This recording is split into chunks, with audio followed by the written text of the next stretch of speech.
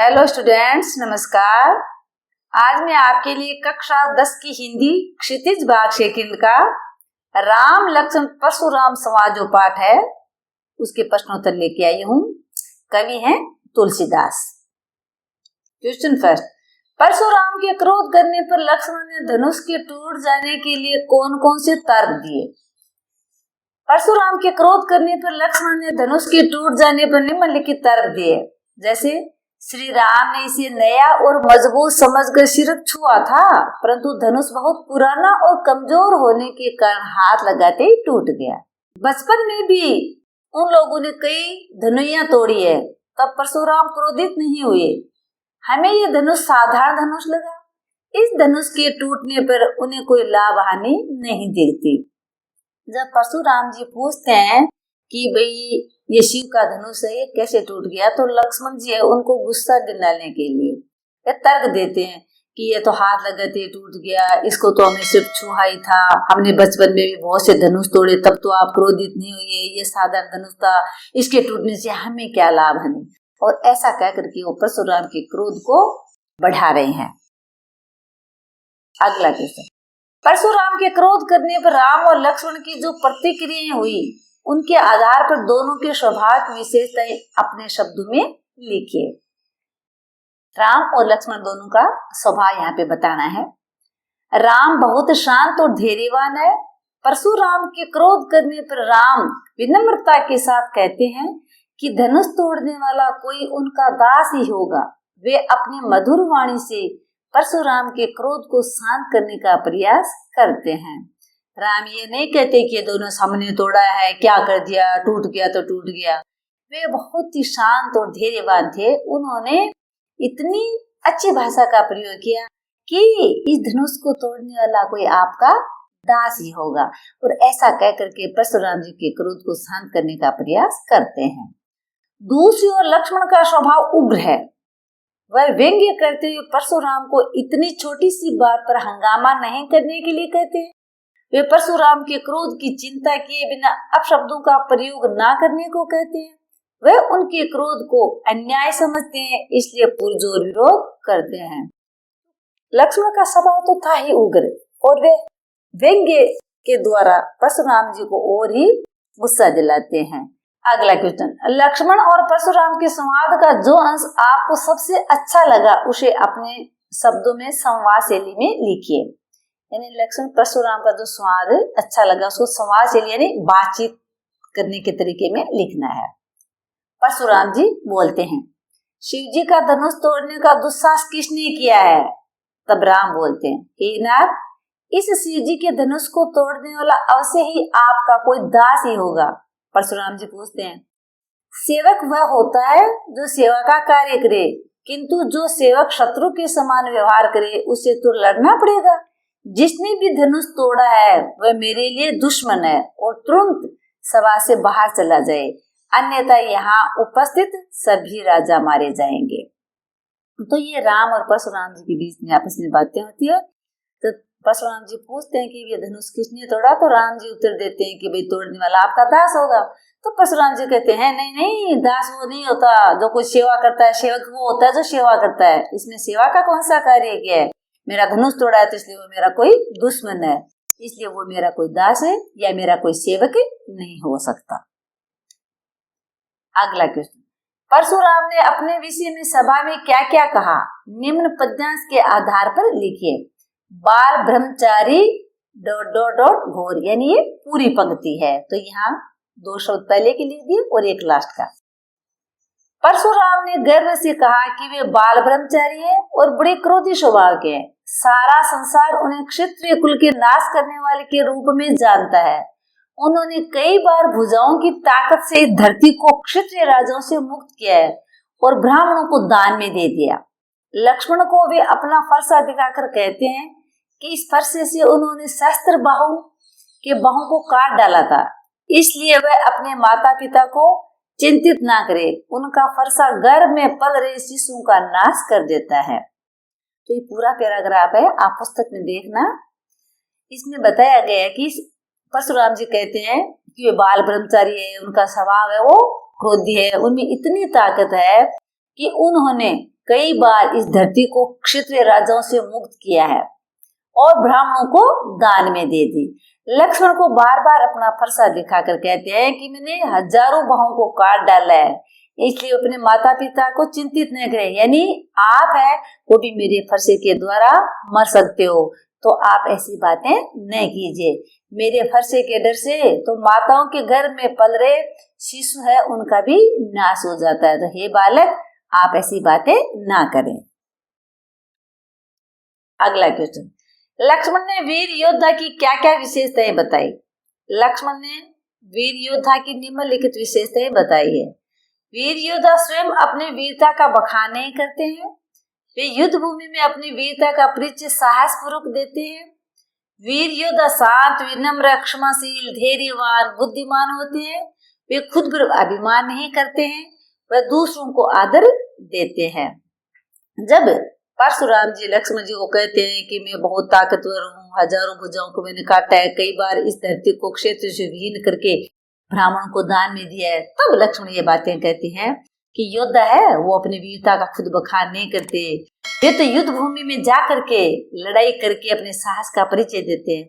और जो योद्धा होता है वो शांत, क्षमाशील, धैर्यवान होते हैं, खुद पे अभिमान नहीं करते और वे दूसरों का आदर करते हैं। ये बातें लक्ष्मण है वो परशुराम जी को बता रहे हैं। अगला क्वेश्चन, साहस और शक्ति के साथ विनम्रता हो तो बेहतर है, इस कथन पर आपने विचार लिखिए। इसमें यह पूछा है कि जिसमें साहस और शक्ति हो उसके साथ ही बोली अगर बड़ी विनम्र हो तो बहुत अच्छा। इसके बारे में अपन बात करते हैं। साहस और शक्ति द्वारा हम अनेक काम पूरा कर सकते हैं, हालांकि इसमें अगर विनम्रता भी जुड़ जाए तो बेहद कारगर साबित होता है। विनम्रता हमें संयमित बनाती है, जिससे व्यक्ति को आंतरिक खुशी मिलती है। विनम्रता के भाव से विपक्षी भी उस व्यक्ति का आदर करते हैं, ये व्यक्ति कार्य को और सुगम बनाती है। तो विनम्रता एक ऐसा गुण है कि जिसमें अपने शत्रु हैं वो भी मित्र बन जाते हैं, क्योंकि विनम्र व्यक्ति है वो संयमित रहता है, ज्यादा बोलता नहीं, बेतुकी बातें नहीं करता। तो व्यक्ति को हमेशा विनम्र बने रहना चाहिए। अगला क्वेश्चन, भाव स्पष्ट कीजिए। बिहसी लखन मोले मृदुबाने, अहो मुनिस महाबट माने, पुनि पुनि मोही देखाओ कुटारू, चहत उड़ावने फूंकी पहाड़ो।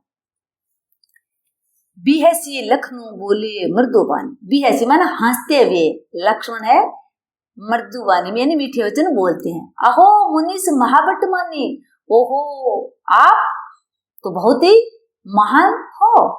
पुनि पुनि मोही दिखाओ कुठारू, आप मुझे बार बार अपना परसा दिखा रहे हो, कुठारू यानी परसा। चहत उड़ावन फूंकी पहाड़ू, आप तो पहाड़ को फूंक से उड़ाना चाहते हैं। तो ये लक्ष्मण जी है वो परशुराम जी को कह रहे हैं। इन पंक्तियों में लक्ष्मण अभिमान में चूर, परशुराम स्वभाव पर व्यंग्य किया।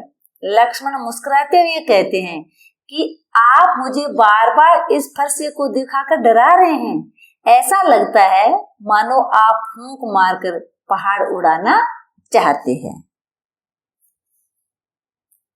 खैर, यहाँ कुमड़बतिया को नाही, जे तजनी देखी मरी जाही, देखी कुटारो सरासन बाना, मैं कछु कहा सहित अभिमाना।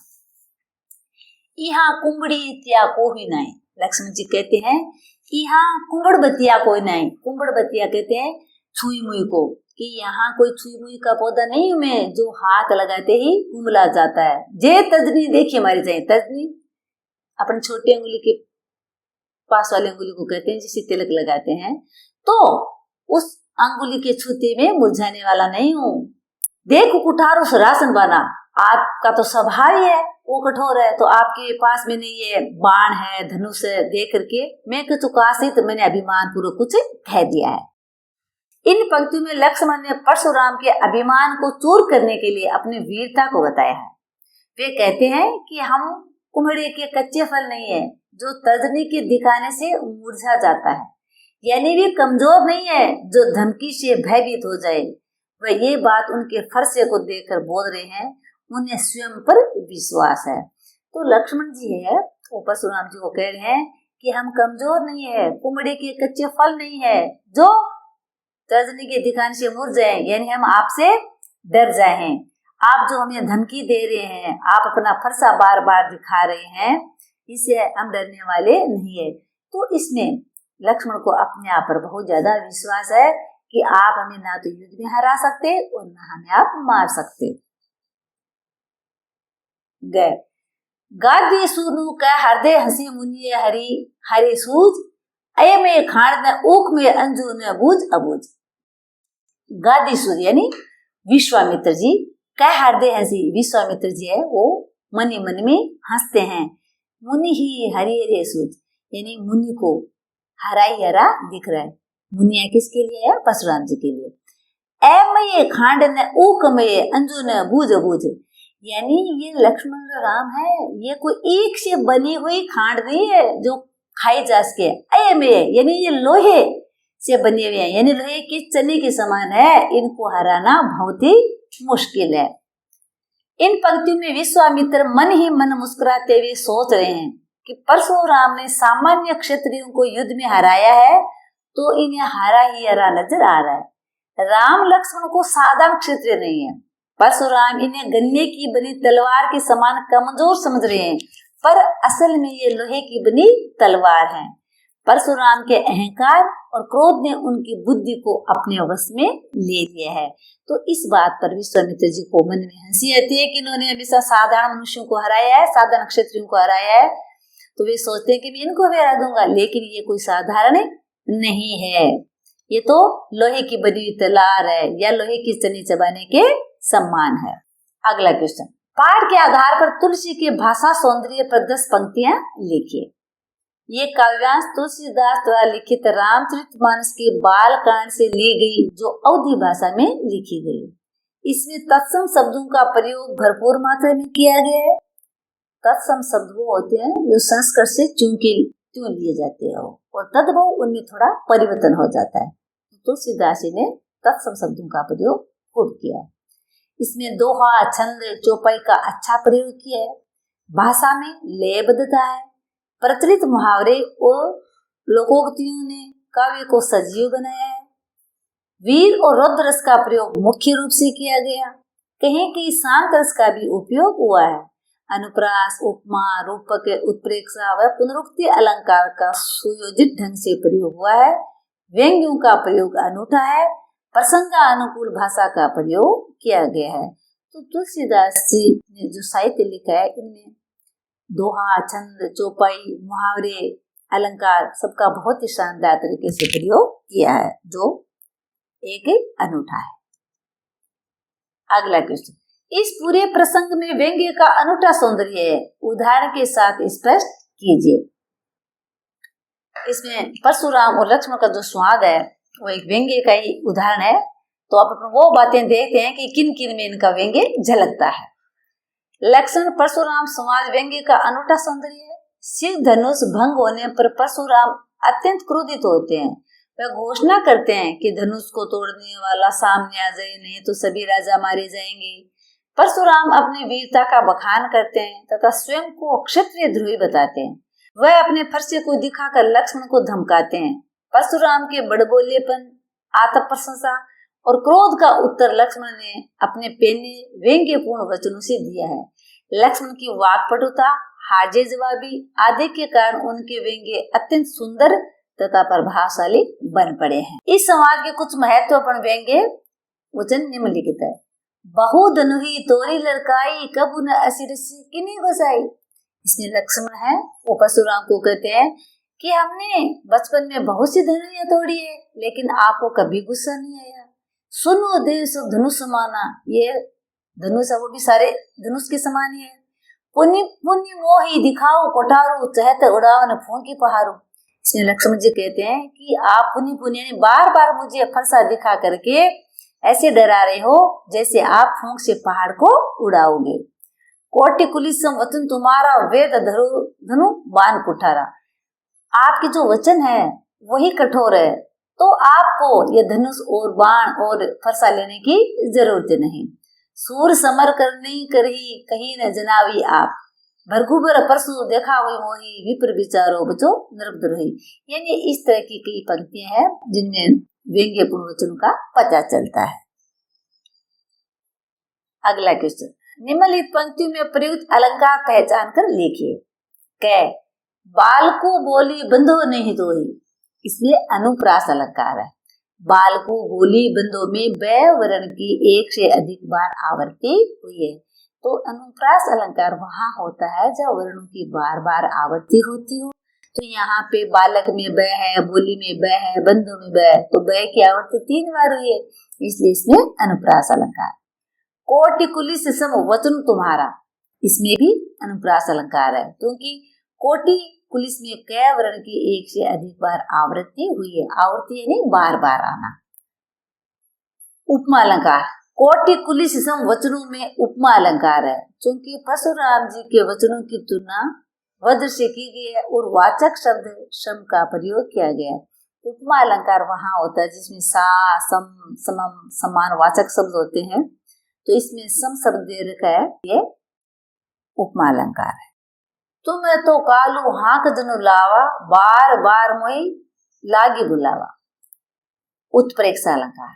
काल हाक जनु लावा में उत्प्रेक्षा अलंकार है, यहाँ जनु वाचक शब्द है। उत्प्रेक्षा अलंकार वहां होता है जहाँ जानो, मानो, जनु, जेहू, तेहू आदि वाचक शब्द आते हो, तो यहाँ पे जनु वाचक शब्द है, तो इसमें उत्प्रेक्षा अलंकार हो। पुनरुक्ति प्रकाश अलंकार, बार बार में पुनरुक्ति प्रकाश अलंकार है, क्योंकि बार शब्द की 2 बार आवृत्ति हुई है पर अर्थ भिन्नता नहीं है, यानी एक शब्द एक से ज्यादा बार हो जाए उसका अर्थ नहीं बदले, तो वहां पुनरुक्ति प्रकाश अलंकार होता है। और एक शब्द 2 बार है और उनका 2 बार अर्थ अगर अलग अलग हो तो वहां यमक अलंकार होता है, जैसे कनक कनकते सौगुना, मादकता अधिकार, खाए बोराए नर, पाए बोराए, तो वहां एक कनक का अर्थ सोना है और एक कनक का अर्थ है धतूरा, तो वहां दोनों का अर्थ अलग अलग हो रहा है। लेकिन यहाँ बार बार जो आया है ये 2 बार रिपीट हुआ है, लेकिन इसका अर्थ वही है, इसलिए यहाँ पे पुनरुक्ति प्रकाश अलंकार है। लखन उतर आहुति सरिस, भरगुबर को सुकृसानु, बड़द देखी जल संवचन बोले, रघुकुल भानु, उपमा अलंकार। लक्ष्मण के उत्तर आहुति के समान और वाचक शब्द सरिस के कारण आहुति सरिस भरगुबर का कुर्सानु में उपमा अलंकार है, कि इसमें सरिस है वो वाचक शब्द है। मैंने आपको भी बताया था कि सम, समान, सम, सरिस ये वाचक शब्द होते हैं, वहां उपमा अलंकार होता है। जल सम वचन में भी उपमा अलंकार है, क्योंकि भगवान राम के मधुर वचन जल के समान कार्य करें और वाचक शब्द है सम का प्रयोग हुआ है। रूपक अलंकार, रघुकुल भानु में रूपक अलंकार है, क्योंकि श्री राम के गुणों की समानता सूर्य से की गई है। रूपक अलंकार वहां होता है जहाँ उपमेय पर उपमान का आरोप कर दिया जाता है, जैसे राम के गुण है वो सूर्य के समान है, एकदम ऐसे बता दे कि राम के गुण ऐसे हैं जैसे सूर्य, तो उन पे आरोप कर दिया सूर्य का राम के ऊपर, इसलिए इसमें रूपक अलंकार है। और रूपक अलंकार में एक योजक चिन्ह भी होता है, आप पहचान करोगे तो कहीं कहीं योजक चिन्ह से भी पहचान होती है कि यहाँ रूपक अलंकार है। धन्यवाद।